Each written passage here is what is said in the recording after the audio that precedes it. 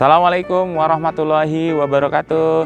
Apa kabarnya ayah dan bunda? Senang sekali saya Kayaka Wardana ketemu lagi dengan ayah dan bunda semua. Nah, ayah dan bunda, saat ini saya benar-benar sedang merasa fresh banget ayah dan bunda, karena kita berada di tengah persawahan ayah dan bunda. Nah, mungkin ayah dan bunda juga bisa sekali-kali mengajak keluarga ke daerah yang alami ayah dan bunda, bukan cuma tempat yang berlabelkan wisata ayah dan bunda. Nah, kali ini berkaitan juga dengan materi kita yang akan saya sharing sekarang, yaitu tentang apa bedanya sih anak dahulu dengan anak sekarang, dan bagaimana membuat perbedaan ini menjadi sebuah kekuatan ayah dan bunda, bukan jadi sebuah kelemahan. Nah, kalau kita ditanya apa bedanya anak dahulu dengan sekarang, yang saya maksud anak dahulu adalah anak-anak yang hidup di masa pra-internet ayah dan bunda. Contohnya saya ya, yang hidup di tahun masa anak-anaknya tuh tahun 70-an dan 80-an awal nih ayah dan bunda.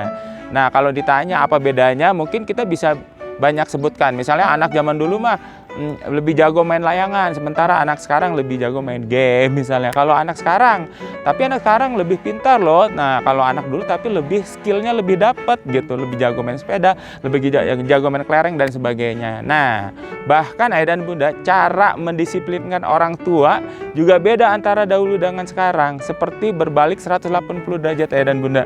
Contohnya kalau anak-anak zaman dahulu, kalau bandel itu justru dilarang keluar rumah ya dan bunda, istilahnya dihukum di dalam rumah. Sementara kalau anak-anak sekarang justru karena kebanyakan diam di kamar, dihukumnya justru main keluar. Nah ya dan bunda, kita bisa simpulkan perbedaan anak zaman dahulu dengan zaman sekarang adalah dengan sebuah kalimat sederhana, yaitu bahwa anak sekarang tahu lebih banyak tapi merasa lebih sedikit, sedangkan anak zaman dulu tahu lebih sedikit tapi merasa lebih banyak ayah dan bunda. Contohnya apa? Contohnya gini, ketika anak zaman sekarang melihat nasi di meja makan, dia nggak kebayang bahwa nasi ini memerlukan perjuangan keras, ditanam dulu di sawah ya kan, kemudian dijaga, dipanen selama berbulan-bulan baru sampai siap ke meja makan. Itu juga dibawa dulu ke pasar dan sebagainya. Sementara anak zaman dulu main sebentar keluar rumah, bahkan saya yang tinggal di daerah perkotaan juga masih sempat melihat ada sawah di sekitar ayah dan bunda kita, dan kita melihat bagaimana petani susah payah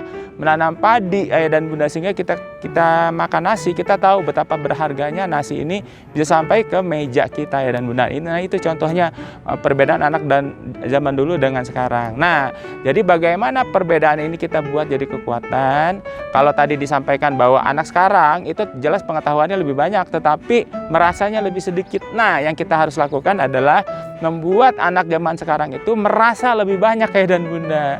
Nah, contohnya kita ajak ke sawah, kita lihat petani bekerja, bertanya kepada Pak Polisi capek nggak, bagaimana yang Pak Polisi rasakan dan sebagainya, sehingga tumbuhlah empatinya.